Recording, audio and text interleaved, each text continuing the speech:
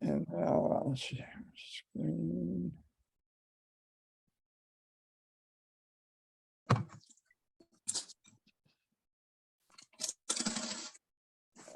And I hope you all are seeing, are you seeing Ukraine, the latest? Yes. Yeah. Okay, that's a good sign. Okay, so y'all are seeing that. I'm going to do a brief 30-year history from the fall of the Soviet Union and the major milestones, a timeline. I'm going to try to be as neutral as possible. But disclosure, I'm kind of leaning towards the Timothy Snyder point of view, which will be no secret. But Carol is coming in, and it's her fault. Hello, Carol. Glad you could join us. So I'll just start off just very briefly. Another good podcast is Ukraine, the latest. This is again from Britain, the Telegraph. But let's speed on to the main event. So we're really starting 22 years ago when the Soviet Union and the East Bloc was still going, and Putin was here. Putin was in Dresden when the wall came down. And you've all heard me talk about that before. But before his very eyes, all these countries dropped away. So by 2019, it's much less blue. It's much less blue. And I'm gonna end with this. So believe me, I'll come back. Most of my talk today is how we got from there to there, and I'll finish with this slide so you'll have time to look at it again. But the right side is much more red than it was, and the left side is much less blue. So off we go. This gives the exact dates when the different satellites of Russia left. And Poland was the earliest. Arguably, Hungary was even earlier. Watching what developments, we knew that East Germans who were desperate to get out would take a vacation to Hungary. And then from Hungary, they would just walk across and go to Vienna and never come back to the East Bloc. And that constant leakage was the reason. But close behind Poland and Hungary, I won't read them off. You can read them for yourselves. But they fall away pretty quickly. And even Russia itself, 1991.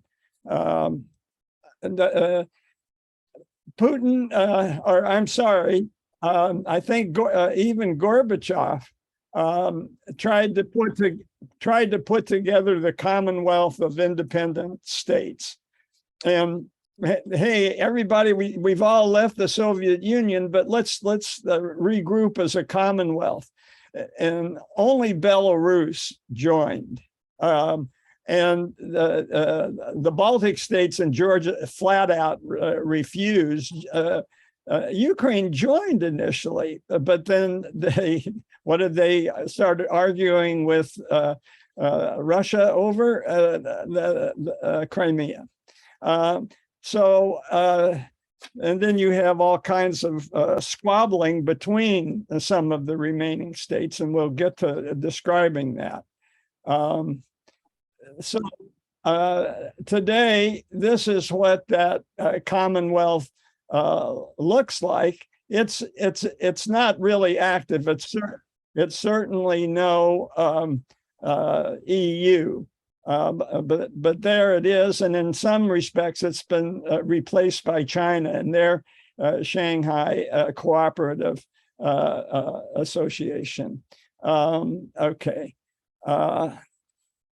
And it's a given. All of these countries struggled. Perhaps Russia, the Russian Federation, more than anybody, but so did Ukraine. It's not like they were given their freedom and they thrived. And there was still a lot of cross subsidy between Russia and Ukraine during this terrible time, where they were experiencing shock therapy, going from a closed economy to a market economy. And Putin points out that, and he's right in saying that Ukraine deindustrialized because the Soviet Union had invested a lot in Ukraine. We saw that last week just looking at the energy in Zaporizhia, how much of that had been built in Soviet time. So a lot of the infrastructure in Ukraine suffered, and that's a given. This finally, after all the feuding and inability to get going, everybody realized, wait a second, there's nuclear arms stored all across. And what are we going to do? And it was interesting. That was still going on when Obama entered the Senate. And one of his projects was to travel to the former Soviet Union and help secure a policy the Senate could back on putting those nuclear arms beyond reach. But Ukraine volunteers to disarm and turn in their nuclear weapons. And there was an agreement between the Russian Federation, Great Britain, and America made at the Budapest. So it's called the Budapest Memorandum on Security Assurance, that Ukraine gives up their nukes, but we all respect their independence. We refrain from threatening them. We refrain from any economic coercion, like cutting off their gas pipeline. And if Ukraine is a victim of aggression, all these parties signed that they would assist Ukraine. So if the Budapest Memorandum is a legitimate international law,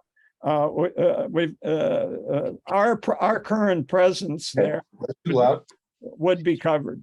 So there was one humiliating incident in the Baltics that Putin, who's sitting in St. Petersburg, which is nearby the Baltics, was struck by.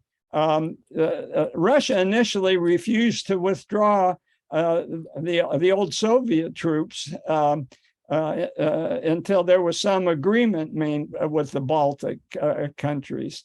But at that point, they just didn't have the power to do that. The West said, nope, you've got to get your troops out of there. There's not going to be any negotiation or hesitating.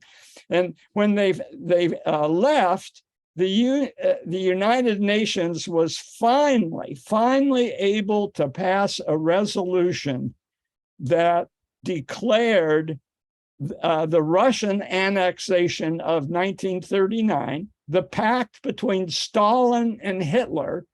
Hitler said, "You go ahead, you've got the Baltics," and Russia annexed them. The United Nations finally was able to say that pact was illegal. And so here's the first of our maps. And this is the big elephant in the room, the expansion of NATO. And NATO has expanded towards Russia 4 times. And here's the first step. Poland, Czechoslovakia, and Hungary said, look at our history. Look at our maps. We need to join NATO. And just looking back, not to the Soviet Union, but just looking back to the Russian Empire and the division of Poland that we covered last week when Catherine and Frederick the Great and Joseph and Austro-Hungary just sat down and divided up Poland at that time, which included Ukraine. And just as Putin was taking power in 1999, these countries joined in 1999. It wasn't immediate.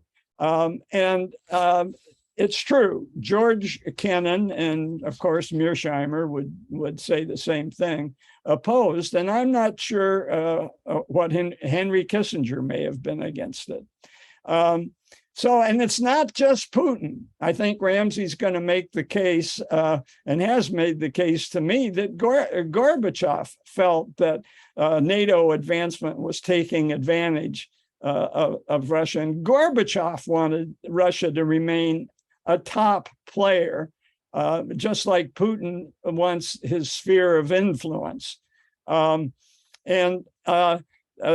Such umbrage was taken that whatever cooperation there had been between H.W. Bush and Clinton, that kind of was over by 1996, this partnership.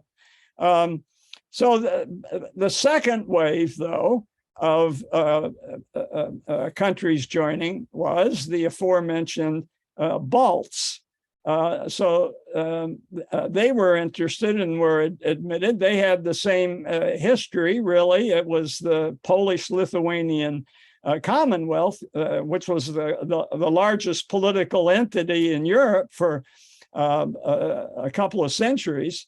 And this happened in 2004.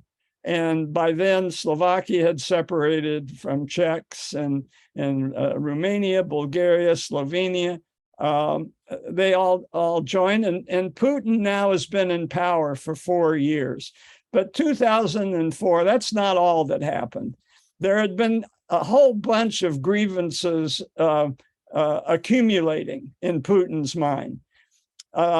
When he came to power, he vowed to destroy the Chechens. He said, "I'm gonna bomb them while they're sitting in the outhouse," and he destroyed Chechnya to save it. And when he came to power, it was a real issue because there had already been one war which Russia had lost. So he claims that there was some Western support for the Chechens.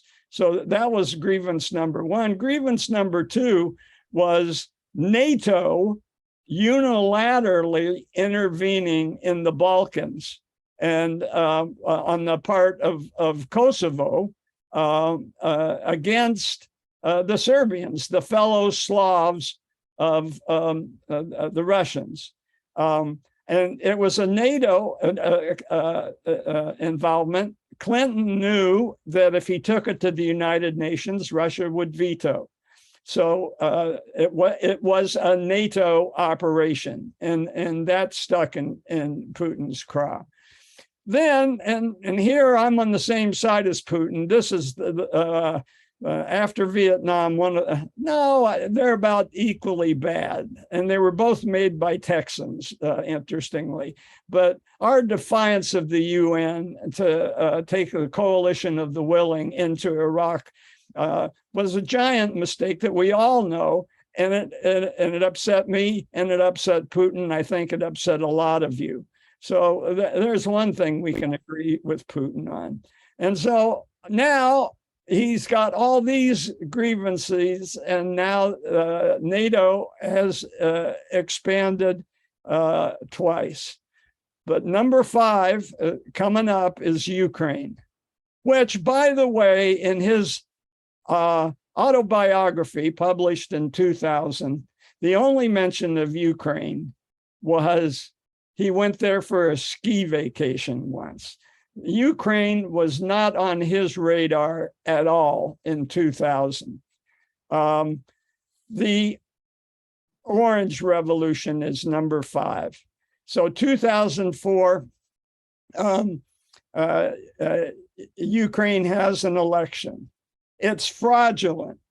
And the Orange Revolution is a reaction to the fraudulent election, which was won by Yankovic, Putin's crony. And Yankovic's campaign manager, by the way, was Paul Manafort. You can't make this stuff up. And this is going to be replayed again in 2014 with Yankovic. But this is relevant. It comes up all the time. And so this was kind of the map of Russian speakers. You can see that the Russian speakers are further to the east. But Russian speaking should not be conflated with ethnicity. Why? Because a guy that grew up in this province is Jewish and he spoke Russian, and his name is Zelensky.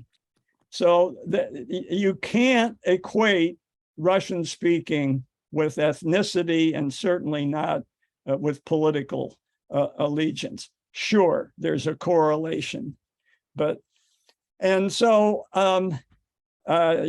Yankovic and Putin, they both by this time are religious, and they won the tainted election. Maybe Putin had a hand in that.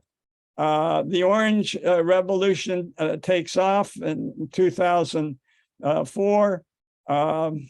Familiar scenarios. And then it's rerun, and here you can see the voting patterns. So Yankovic does get a good percent of the vote in the East, and as opposed to the West, where his opponent, Yushchenko, the hero of the Orange Revolution, gets a lot of support. And of course, his main power base is in Galicia, in Lvov. And this is Yushchenko. What do you notice about his face? It's pitted. This was taken a year after the election. He won it with international observers. He won, so his vote in the West overcame the vote in the East. And why does he have this terrible pitting? He was a pretty good-looking guy until he was poisoned with dioxin, and that was kind of weird. In 2004, who would poison him? Who would stoop so low? With our perspective now, there may be a pattern evolving, and this is the side effect of dioxin called chloracne, and he was sent to Vienna, where the doctors did a toxicology and said, this guy's been poisoned with dioxin. He wasn't the only one. In 2006, this defector from the KGB was poisoned. This time, I think it was plutonium, if I'm not mistaken. It was polonium. Huh? It was polonium. Slightly different than plutonium. Okay, thank you. So we're not done with the color revolutions. There was a rose revolution in Georgia, where Ramsey and Janet has just visited. And this leader, Saakashvili, had been embraced by Clinton and then Bush. And he was inaugurated and held power for almost 10 years.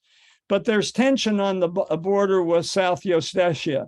So when the Soviet Union falls apart, there's a lot of border disputes. We're most familiar with the one between Azerbaijan and Armenia. But this is a big one. And Ramsey visited South Ossetia. I've seen the photos. Maybe you could should sneak that into your slide stack, Ramsey. And Putin's going to exploit this tension in just a couple of years. And so here's Bush and Saakashvili. And oops, I'm going backwards. Okay. So in 2005, Putin made his statement: the collapse of the USSR was the greatest geopolitical catastrophe of the 20th century. And you've heard me talk about his conversation with Kissinger when Kissinger was a consultant for rebuilding St. Petersburg. In 2007, he goes a step further. He accumulates the leaders of the world to this annual security conference. It's in Munich this time, and there he gets stuff off his chest about American neocons violating international norms. And I think Ramsey's going to make the point a little bit later on, somewhere around this time. He says something like, "You meddle in Ukraine, we'll take Crimea." So in his speech specifically, he decries the monopolistic use of force, the breach of international law, and he quoted a speech that had been made by NATO, making a binding promise not to expand into Eastern Europe. And verbatim, not to place a NATO army outside Germany. Where are those guarantees? NATO responded, "Oh, that guy, he was only promising not to put NATO forces on East German territory," which kind of a hedge. But you get the feeling of grievance starting to creep in here. So there's at this point, the world thinks that Putin's just gone a little bit cuckoo, and they start ignoring him. And so there's a new isolationism, and accompanying that isolation is there's an ideology. And along with the idea of rejecting Western integration, and that's an old theme going back to Peter the Great, right? That's not a new idea of the problem of integrating with the West, but it's explicit now with Putin. And he makes a curious statement that nuclear weapons and Orthodox Christianity are the two pillars.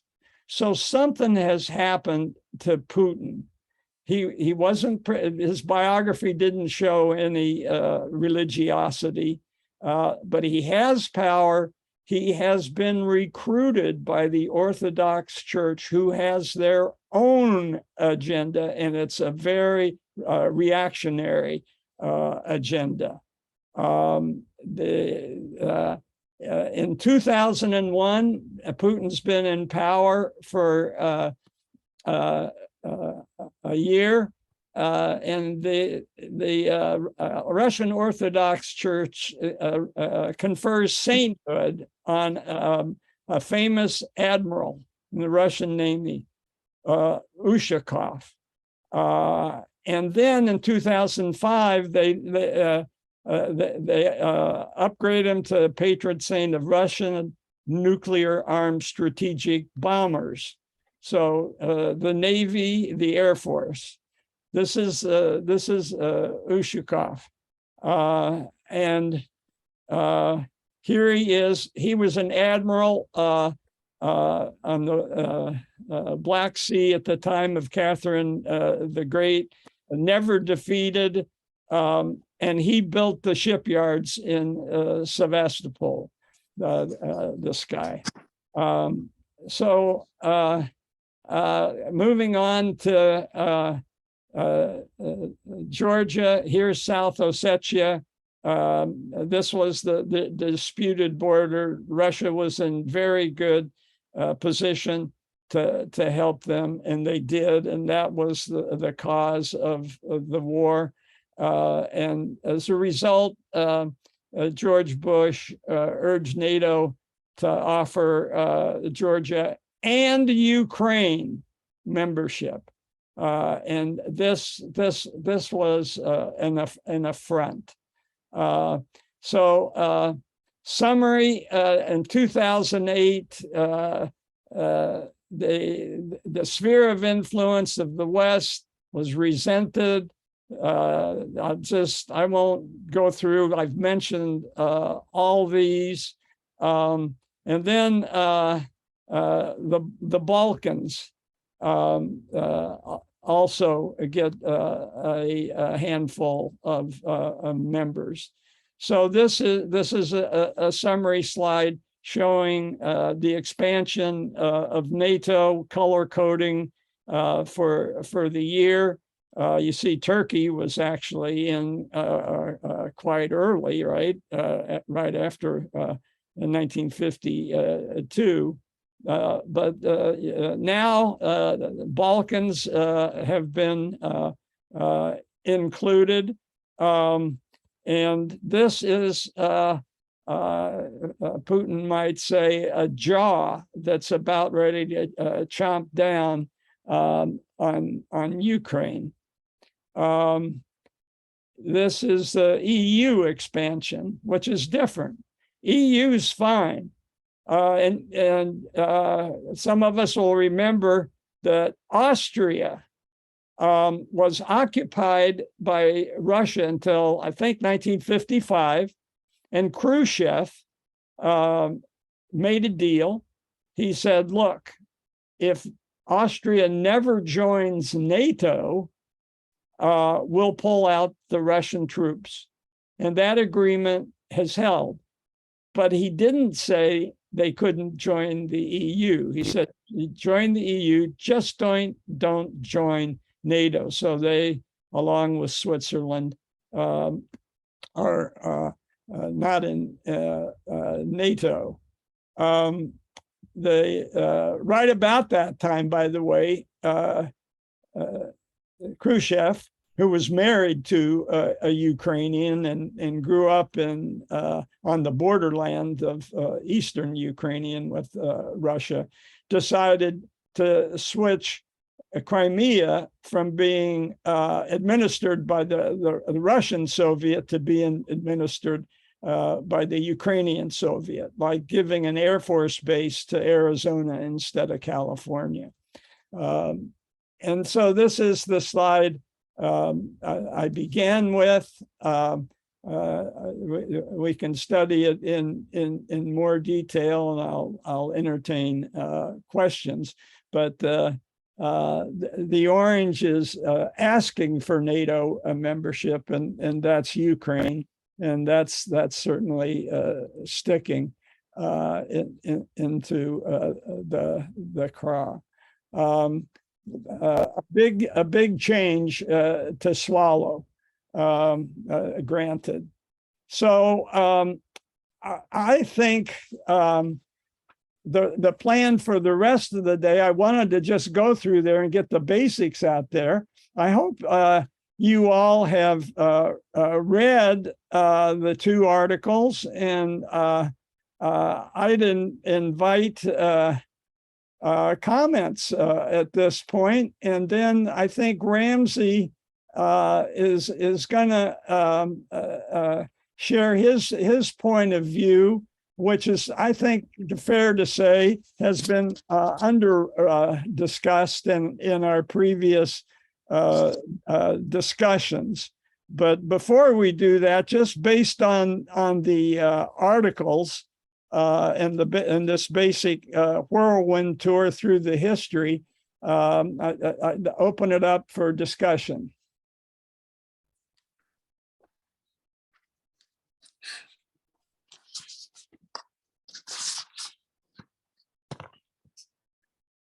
Aiko.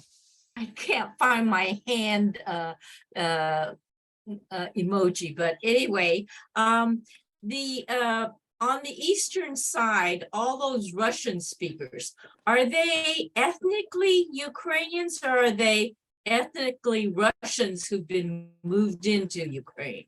Well, both. And now there a lot of people have left. Either they're refugees or women and children have been moved from there into Russia by the occupying Russian forces, which should be done under the auspices of an international organization. That's Ukraine's objection to what Russia has done. And of course, Snyder, he has a definition of genocide and moving women and children across borders is part of that definition. Can we, at the end of this talk and after Ramsey's talk, can we take a vote? I'd be curious to know the people that are here, whether they vote with Snyder or what was the other guy's name? Sachs, Jeffrey Sachs. Sachs. Yeah, Jeffrey Sachs.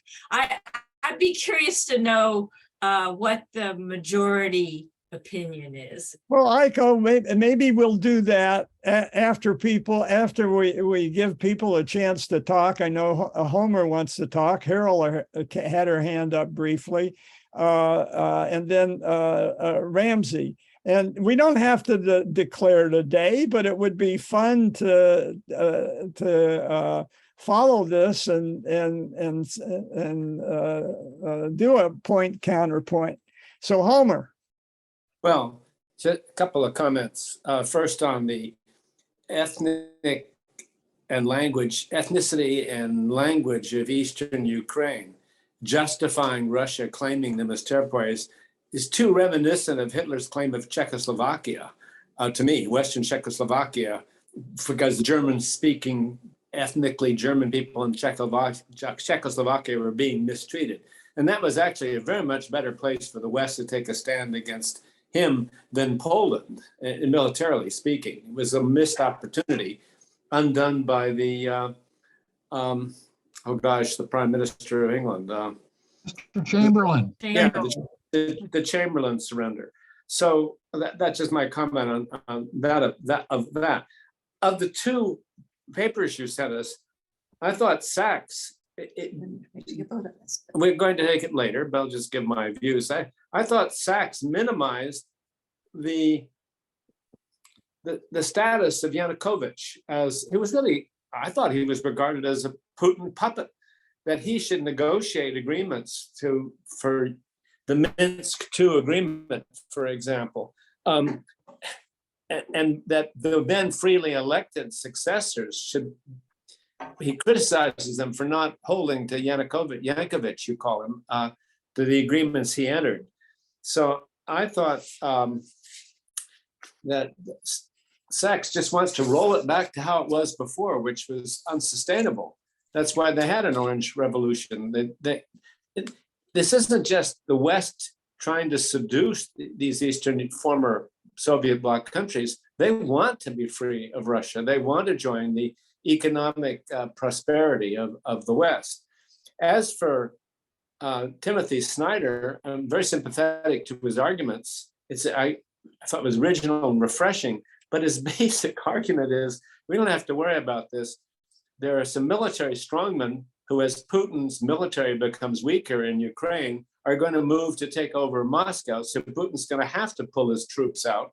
So no troops back to Russia. So no problem, without discussing what a horrible that development will be for Russia and the world, to have a kind of civil war in Russia, these Russian military against these, one is Chechnya and I forget the other, but they're, I think is Eastern Ukraine. So I didn't really like either scenario very much. But Snyder made me worry less about nuclear war breaking out in Ukraine than I had before. My comments. Yeah, well, thank you, Homer. And I want to make sure Ramsey has a chance to address this. So unless there's any other urgent comments to be made, I'd like to turn the floor over to Ramsey. Unmute. Unmute. Oh, Janet muted me. Janet, it's always muting me. It's a problem I've always had. Now we just disappeared here. Oh, there we go. John's gonna. I was gonna comment about comments just made, but let's just go through here and see how we go. Regarding Munich and Hitler, don't forget that eastern part of the Ukraine voted for Yanukovych in rather large numbers. It wasn't as if they didn't get a chance to do that. And I think Putin's disclaimer or his anger is less that the guy was corrupt and a Putin stooge, as he surely was, and everyone would say that, is rather that in 2014, the U.S. was deeply involved in overthrowing him, just as the U.S. was deeply involved in making sure that Yeltsin, the corrupt, drunkard fool that screwed up the earlier Russian leadership, that Yeltsin was elected in 1996, when the chances of him getting reelected on his own would have never happened without U.S. aid and U.S. money.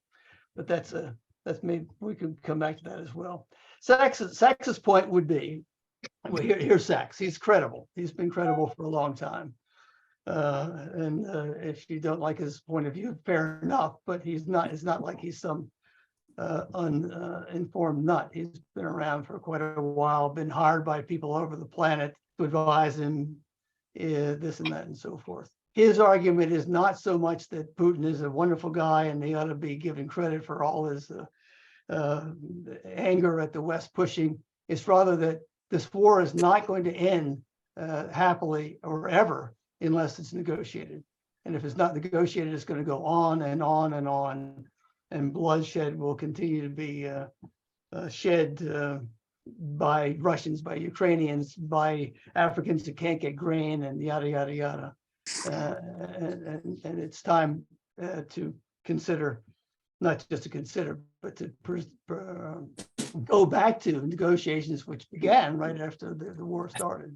So next, John, all I want to do is run through about 4 or 5 slides here of some of the background he gives. I hope everyone got to read his statements or look at or view his interview with Amy Goodman.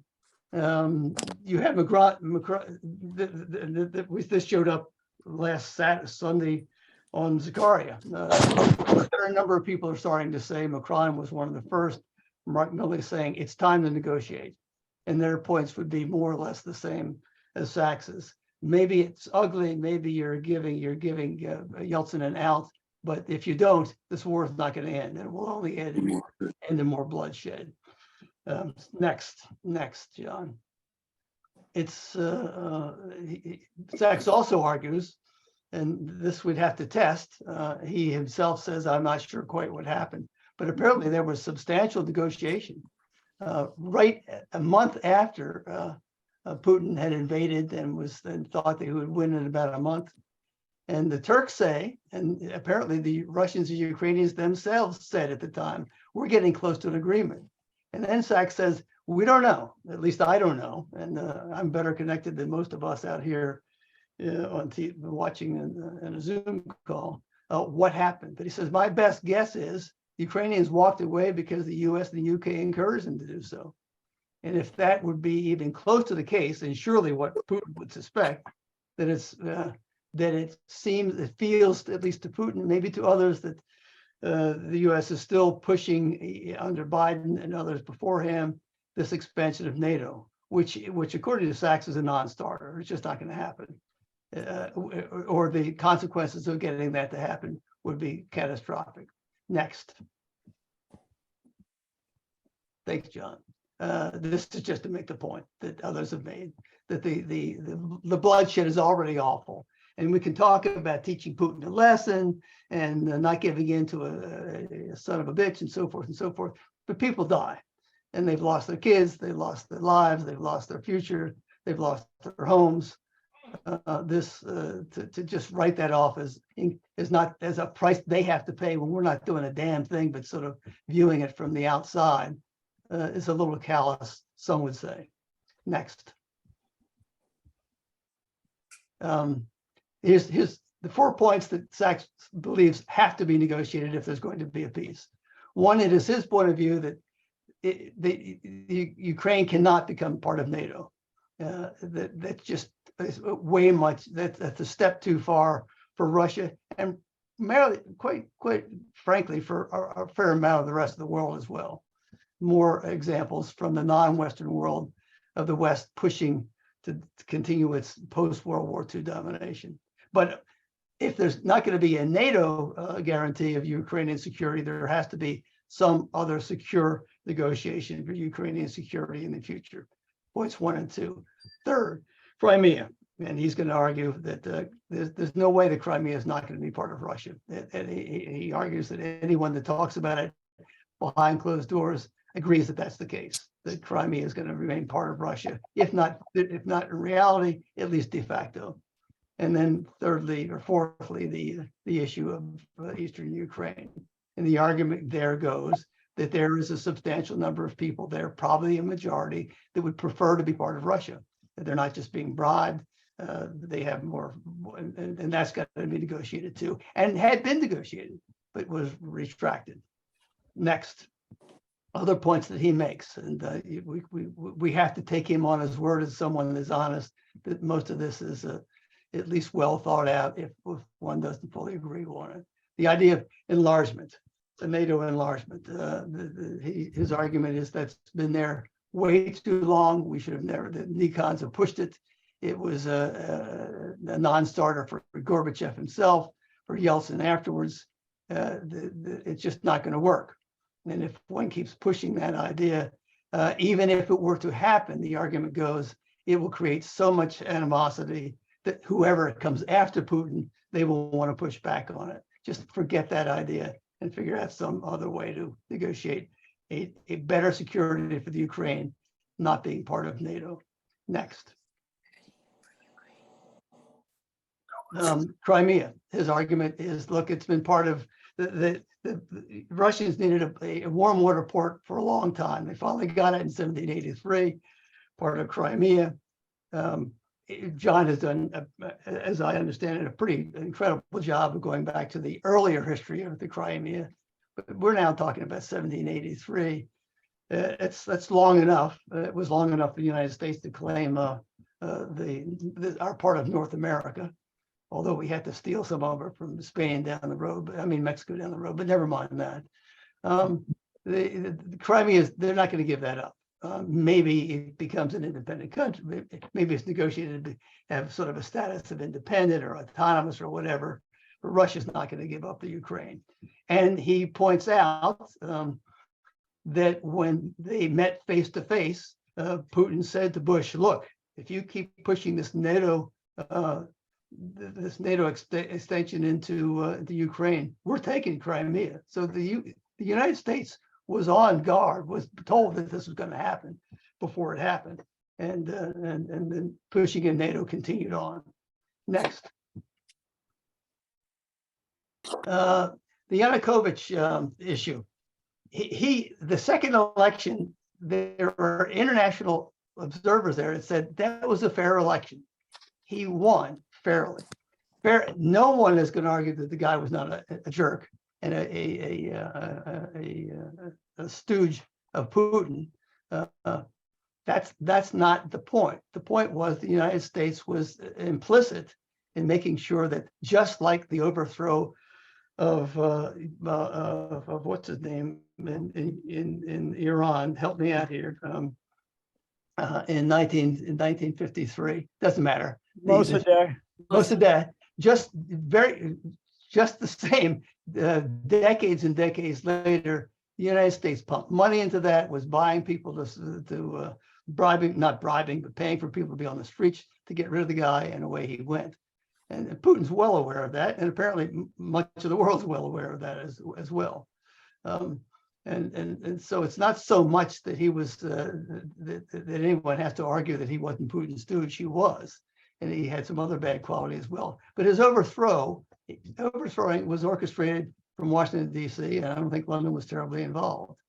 Then he goes on to say, Crimea, look, Crimea is it's going to be de facto Russia. Almost everyone in private discussions admits that.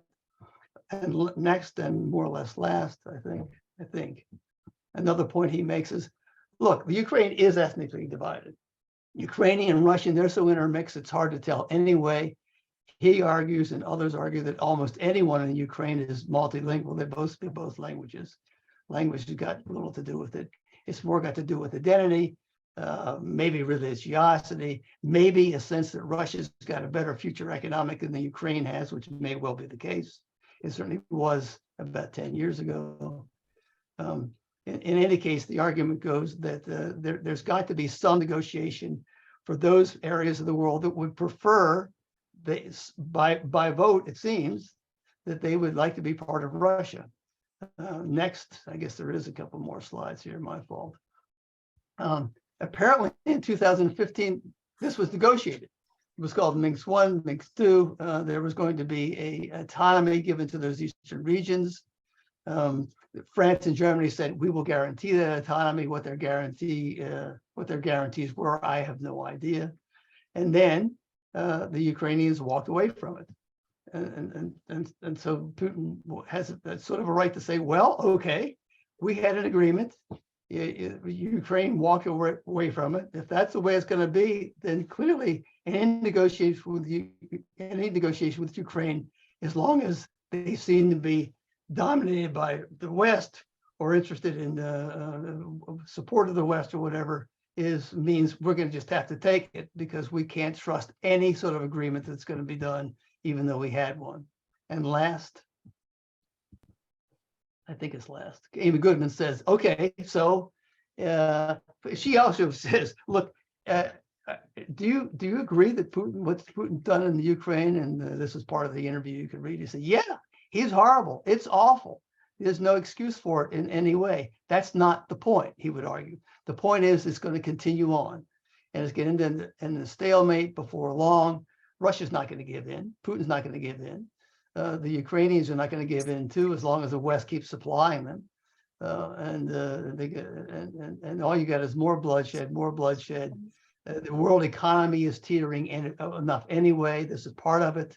Africans are probably starving because of lack of grain from the steppes. And it's going to be negotiated sooner or later anyway, as all wars are. Get it over with and get started. And he says, yes. Well, so who do you think should lead it? He says the Turks, which is quite fascinating to me at any rate.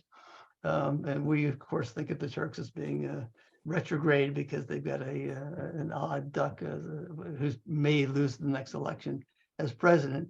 But from another point of view, it says, they do well. And another point to make, the editor of The Economist makes it in the first paragraph of the latest edition of Economist. Say, look, the vast majority of the world in terms of population, if you take the size of countries like India and China and so forth, are not with the US and not with the West on this Ukrainian thing. There's another perception out there, and they know that this is all up for grabs, and they're just sort of watching, but they're certainly not with us. So those are points that Sachs would make to say it's time to negotiate. To repeat, he doesn't argue that Putin has not been a jerk, that he has to be taken and so forth. not Putin. Yeah, Putin. But the argument goes, look, it's time to start negotiations. Let the Turks lead it. It should not be a negotiation between Russia and Ukraine. That will never work any more than the negotiations between Israel and Palestinians work. It's got to be negotiated elsewhere. So that's his point of view. I feel sympathetic toward it. To repeat, my own view is there's been too much death already, and it's easy for us to support that dime because other people are willing to do it. Until we're willing to do it, it doesn't count. Okay, good. We got a number of people raising their hand. I just want to make one. I've got a number of things to say, but I'm only going to say one of them. With 2014, I think the key factor in that with Yankovic was there had been a memorandum of understanding with the EU that they were going to go ahead with negotiations for Ukraine joining the EU, just like Austria had. And Putin came in with to Yankovic with a deal he couldn't refuse, and he said, "No, you come back. You'll join this larger Eurasian organization that we'll have instead, and I'll sweeten the pot." And Yankovic said, "Okay." And when he said, "Okay," that's what sparked the Maidan. So Homer, I'm not sure whether your hand is up or you never took it down. Never- yeah, John, never took it could down. you stop screen share so that we can see each other? Yeah, I'm trying to desperately, Oh, sorry. but I can't find out how to do it. And while we're waiting for me, And actually, don't do it, John, just yet, because I want to make a point about geography. If you go back about 5 or 6 slides, you keep making this distinction between East and West and who's voting for who, but show the Dnieper River and look at the who's on which side. Keep going back. No, it's not. It's yours, John. It's your slides. Yeah, your slides, John. oh, my sides. Well, then I have to figure out how to stop sharing. And my icon is missing. So We're in trouble then. yeah, we're in real trouble. Well, here, I don't know if people can see this. This is from John's talk a few weeks ago, but this is my drawing of it. You'll get it back up, but Ukraine is here, and the part that Russia's contesting is the eastern part of Ukraine. Well, Ramsey has made this point, if you can get your slide, that they want the warm water port here. Well, the warm water port is actually up here, and it's the end of the Dnieper River. So the Dnieper River divides this eastern side from this western side. And if you look at where people are ethnically, they're on either side of the river because the river was a dividing point. So, John, you've mentioned the Dnieper River, and I just think it's important to realize Crimea is the warm water port, but it's actually the end of the Dnieper River, which is the edge of Crimea, that is what Russia wants, even farther than that. And that river and everything to the east of it is what Russia has taken and wants to hold, is my sense. Because they don't want just Crimea, they want a route to Crimea and a river down to Crimea. And that's a precursor of this book, Prisoners of Geography, that talks about how rivers, mountains, deserts, and oceans are huge factors, particularly previously, going back a couple hundred years, where we didn't have trains, we didn't have planes, and so the rivers were major dividing points. The same thing is true if you look at the Rhine River in Germany. On one side you had the Visigoths, and the other side you had the Romans, and they stayed on either side of the river because it's very hard to take an army, put it onto a boat, and get it across. So anyway, I don't know if you can find that slide, John, but I think you'll see. Let's see, where is it? The one where we had east, west, and who's on which side of now. Let's see. That one? No, keep going. Well, that one's good right there. Go back. That'll work. So the Dnieper River, you can see it kind of from the top center, which is where Chernobyl is, right there. It comes down across, but then if you notice from right there, exactly right from that, all those states or provinces to the east are more Russian, more Yankovich, and that's what Russia has taken. And again, follow the river down, keep going down. Well, that's the port right there. It's not in Crimea, right? It's not Crimea. Crimea is a start, but actually the deep water, warm water port that they want is right there at the end of the Dnieper, because just like New Orleans or New York or many major cities around the world, it's where the river can bring the grain down to the water, and then it can be shipped across the Black Sea, and then of course through the Bosphorus. So I just wanted to throw in that geography piece again as a precursor for January, and hopefully, because you've mentioned the Dnieper, John. So Yeah, okay. Bob Ox. Yeah, I hesitate to intrude on such a high-level conversation, but I will. Two comments. One, yeah, it's the Dnieper River is. I mean, you've commented on this many times. You know, the whole target of Putin back in February or March was meant to be a big celebration in Poltava in around April or May of success. Because Poltava, as you mentioned before, is the site of where Peter the Great defeated the Swedes. It's the beginning of the new, I guess, modern Russia, right? The Dnieper, of course, runs straight through Kiev, which could cause problems. But yeah, I would say that really, in the long run, he wants everything east of the Dnieper River. A comment on Turkey. It's so ironic that Turkey could be the arbitrator here, and probably will be, given that it is now 50 years since they illegally grabbed northern Cyprus, one NATO country fighting another NATO country, and there's never been a peace agreement, and it's still an illegal occupation by Turkey of northern Cyprus. It's mystical, magical almost, how you can let 50 years go by and there's no peace agreement. So that be a warning to everybody. You don't necessarily ever get peace agreements. So it was interesting that at one point Erdogan was willing to compromise on Cyprus if he got EU membership. And obviously that never happened. Harold. I was just going to comment that the rationale for the Turks taking over northern Cyprus was the ethnic Turks that were living there. Exactly. Sound coincidental? Yeah. Yeah, it was to protect the minority Turks who were getting beaten up by the nasty Greeks. All right. Carol.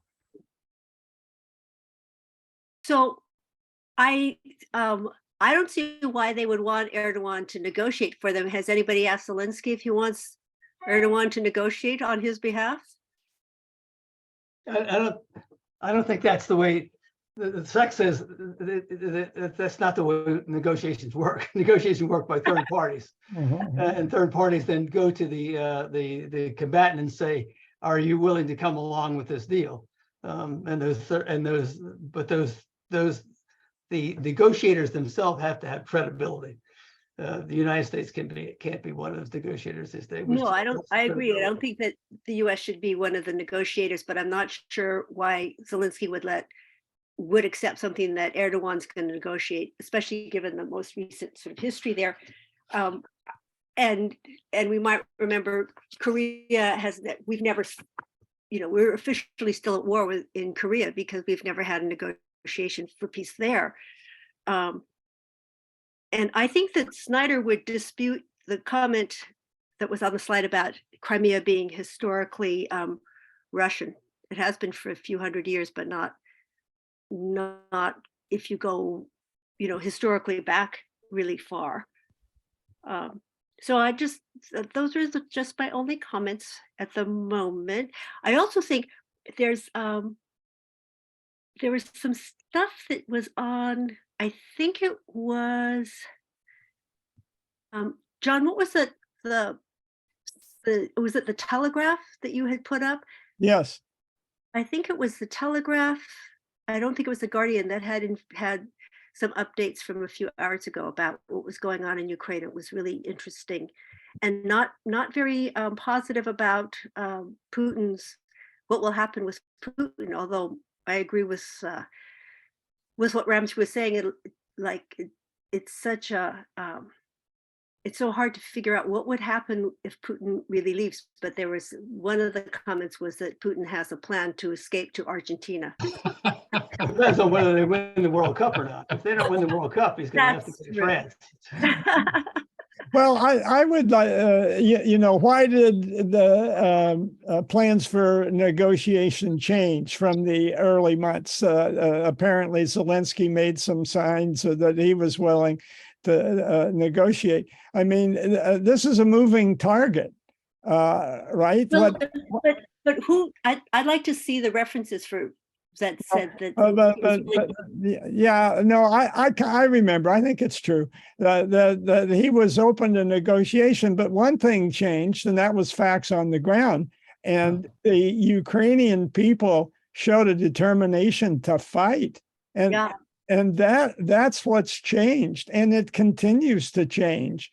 And if what you're saying, I didn't get any, I just refused to get into events of the last week, but my goodness, things are changing very quickly. This war is not over. I'm not against negotiation, but right now, I think Ukrainians, and we talk about being callous to the suffering of Ukrainians. Snyder makes the point that if we impose a ceasefire on them in the middle of a giant comeback, they will not be happy. Now, this may play out, this may burn out, but Russian troops are facing a tough winter. And the Russian history is replete with Father Winter playing a big role. Michael, you've got your hand up. Well, I'd like to ask perhaps Ramsey, if any of these negotiations with Putin were to come to fruition, I'm still curious about all the sanctions and other things that have been imposed on Russia, the SWIFT system, all of that.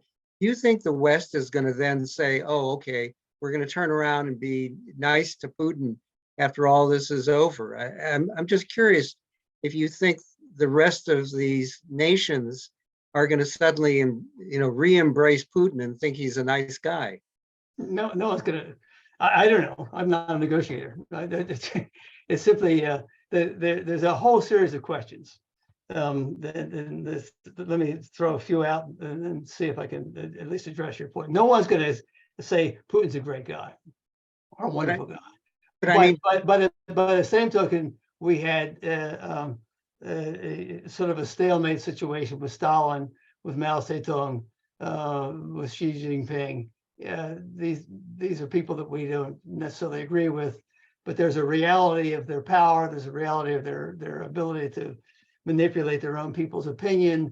There's a future down the road. Speaking of futures, for example, how much longer will it be? Putin is counting on the West losing its patience with this war. After all, the Ukrainians may be wonderfully motivated to fight, but they're not fighting without Western weapons, and we're paying for them. And that's a fair amount of money. And as cruel as it may be and disgusting as it may be, this is an arguing point that Republicans are surely going to make in the House. We already know that. It's going to be a negotiating point for the Republican-dominated House starting in January, that we can't keep supporting all this. It's a waste of money, blah, blah, blah. And that garners some positive opinion in the United States, especially when there's money that's free, money that's when America's in sort of a bit of economic pain as well. Putin is gambling, and he may be right that the West will tire of this, and he'll get a better deal than if negotiations start now. If that's not true, at least start the damn negotiations. The negotiations to end the Vietnamese War took 4 years, didn't they? And it finally did end. And we ended negotiating with communists, and they ended up Vietnam is now sort of our friend. We have manufacturing there for. And another idea, if you want to taint Putin so badly that he is thrown out, are you sure you want the next set of guys to rule Russia after Putin? Are you really? I mean, because the likelihood of it being a liberal democratic majority that's intellectually attuned to Western democracy and that kind of stuff, it would seem to me is really slim, given where political power is with oligarchs and so forth and so forth. Better negotiate with the guy that you know than the crazy nuts that come after him. We've been through that before, it seems to me as well. So Ramsey, this is what's scary is, so Putin's gotten rid of all of his opposition. So who is there who's going to take over? That's the problem. Is it going to be the Wagner crowd? I'm talking about a bunch of nutcases. I think they just got really flattened in the last bomb. They may have. But even that makes the point, Carol, does it not? I mean, so you wait long enough to so damage Putin that he runs away to Argentina or whatever, then what? There is no organized opposition for exactly the point you've made. There's no. I'm hoping Navalny escapes from prison. Well, maybe, but is he going? Does he have the ear of the people and the majority on his side? I mean, we don't know. I mean, that's all up for grabs at this stage. So why not? You're an advocate for the devil known. Yeah. Negotiate with the devil, you know. So speaking of being up for grabs, I mean, there's larger stakes at play besides geopolitical, right? So, some people are seeing this as finally a confrontation between autocracy and democracy. Yeah, sure. There's a lot of people in the world that are not that don't see it that way. But most of them are, when you look at the majority populations, you're looking at Chinese and Indians, and how many of them are involved in the democratic process. But I have found the quote that Jim Tysell, he led me to this article in the Atlantic by Yuval Harari, one of our Ramsey chose Harari wisely for his large view, and here's what he says in his Atlantic essay. I've just put a few words. Can you see in red? Yes. So the global order, Harari, through his long view, sees a global order that's at stake. And I think Fareed Zakaria has used a similar language.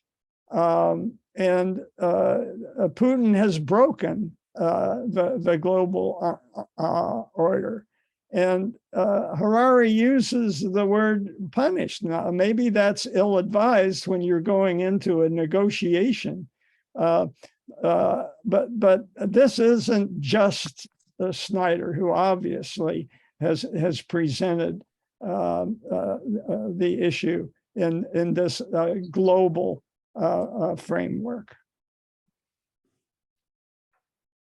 Well, it's an interesting point, but as Sachs has pointed out, and the economist, what's the name? Who's the editor of the Economist? Who I could listen to 24 hours a day. She seems to be so bright. That it's the 72% or something like 70% of the world is not with us on this. If you talk about just countries and their population, they're sort of sitting around saying, you know, the world's changing. That old world order was manipulated by the West to make things work well for Western investors, and it's on its last legs. So we don't care about the old world order particularly. Yeah, Aiko. It seems like the escalation is what scares me, because Ukraine is now sending all these rockets into Russia 3 times, I think, and we have to keep supplying them if they're going to, keep doing this. And brings us closer and closer to involvement that we don't want to admit about. So I definitely go with Sachs in negotiating.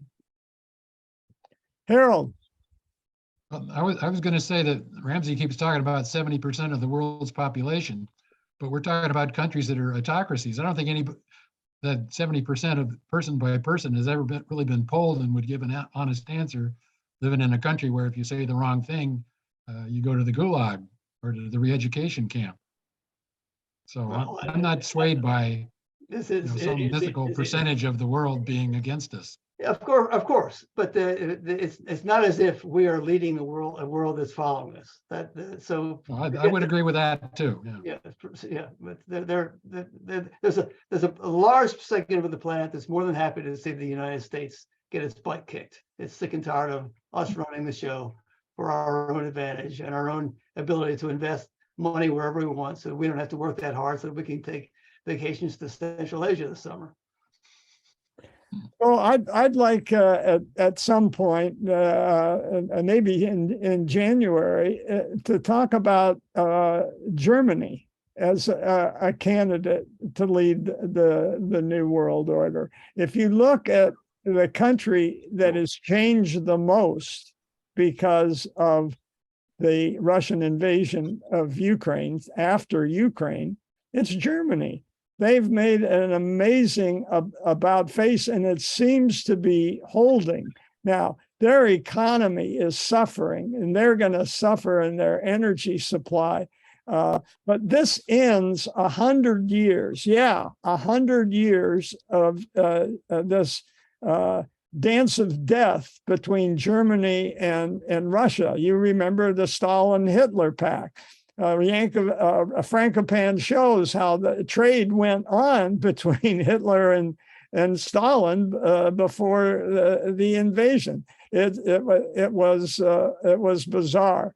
And even more bizarre was the Ostpolitik. It started with one of my heroes, Willy Brandt, who was mayor of Berlin.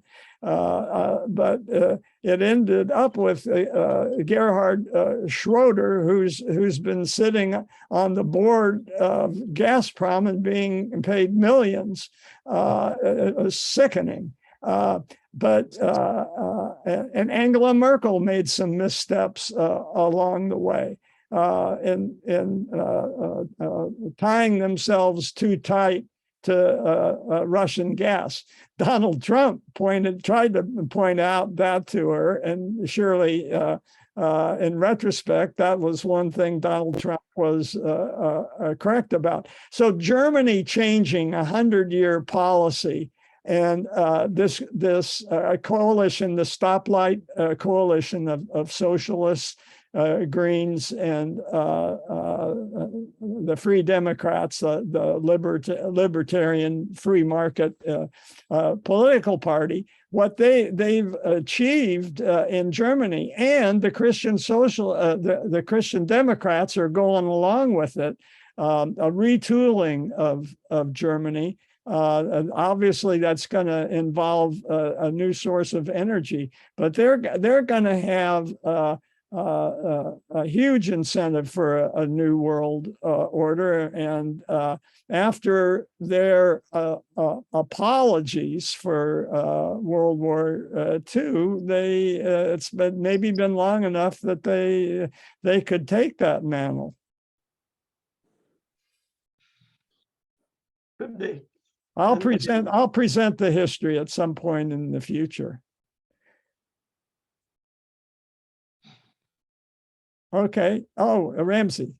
At the very least, it would seem to me that this dilemma that we're struggling with, and the immorality of Putin, but the consequences of letting the war go on and on, which are substantial, because the world economy is in bad shape anyway.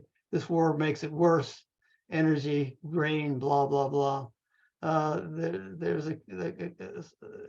It would seem maybe overdue for there to be some discussion in among intellectuals. I suppose there probably is, when there's just not part of the crowd, that old world order that is established at Bretton Woods and so forth is probably near the end.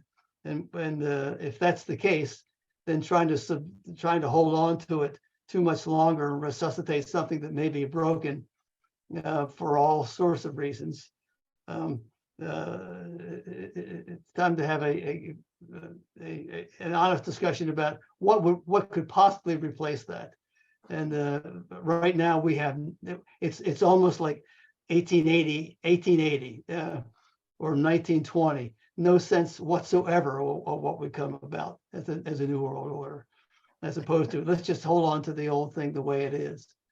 And Well, that- we have a lot. This group has a lot of topics juggling, and one of the balls that's still in the air is the world China wants, and for sure they're going to have to be part of that. And I think